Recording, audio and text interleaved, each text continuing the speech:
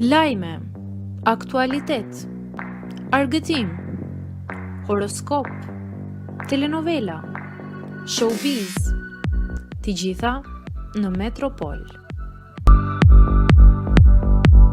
Bëni subscribe në faqen Metropol.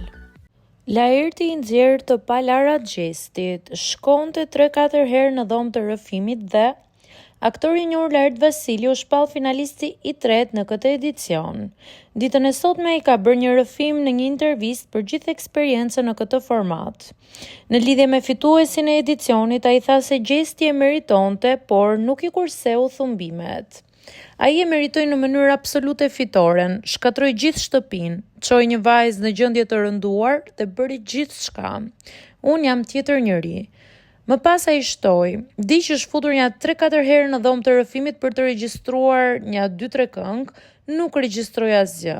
Patëm për të shkruar një tekst për Bana King, nuk shkruajti asnjë varg, por ja që publiku paska këtë preferencë. Një analfabet funksional, prandaj është më e bukura notën e mirë. Në vend të dytë u rendit këngëtarja Rozana Radi dhe në vend të tretë Egli. Xhesti fitoi plot 100.000 euro derisa tashmë po vazhdon me angazhimet në muzikë.